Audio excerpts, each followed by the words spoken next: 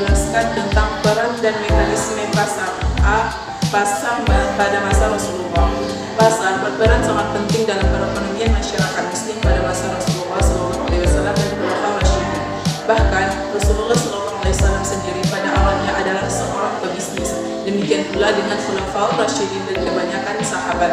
Pada usia 7 tahun, Muhammad telah diajak oleh pamannya Abu Thalib melakukan perjalanan perdagangan ke negeri Syam. Dari sinilah ilmu perniagaan beliau diasah. Kemudian, sejalan dengan usianya semakin dewasa, Muhammad semakin giat berdagang, baik dengan modal sendiri ataupun bermitra dengan orang lain.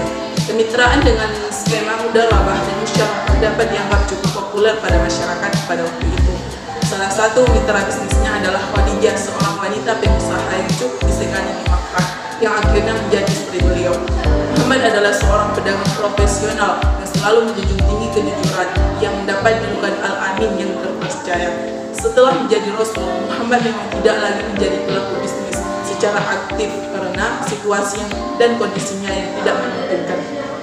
Pada saat awal perkembangan Islam di Makkah, Rasulullah dan masyarakat Muslim dapat gangguan dan teror yang sangat berat dari masyarakat kafir Mekah, terutama suku Quraisy, suku Rasulullah sendiri, sehingga perjuangan dan dakwah merupakan prioritas. Yang B, pasar bagi kaum Muslim. Sistem ekonomi syariah yang menekankan konsep manfaat yang lebih luas pada kegiatan ekonomi, termasuk di dalamnya mekanisme pasar, dan pada setiap kegiatan ekonomi itu mengacu kepada konsep maslahat dan menjunjung tinggi asas-asas keadilan. Selain itu pula, menekankan bahwa pelakunya selalu menjunjung tinggi etika dan norma hukum dalam kegiatan ekonomi. Realisasi dari konsep syariah itu memiliki 3 ciri yang mendasar, yaitu prinsip keadilan, menghindari kegiatan yang dilarang, dan memperhatikan aspek kemanfaatan. Dalam hal mekanisme pasar, dalam konsep Islam akan tercermin prinsip syariah dalam bentuk nilai-nilai yang secara umum dapat dibagi dalam 2 perspektif, yaitu makro dan mikro. Nilai syariah dalam prinsip mikro menekankan aspek kompetensi, profesionalisme, dan sikap amanah, sedangkan makro nilai-nilai syariah menekankan aspek distribusi, pelarangan riba, dan kegiatan ekonomi yang tidak memberikan manfaat secara nyata kepada sistem perekonomian. Yang C, kekuatan pasar menurut ekonomi Islam. Yang pertama, permintaan, dan yang kedua adalah penawaran. Kemudian D, keseimbangan pasar.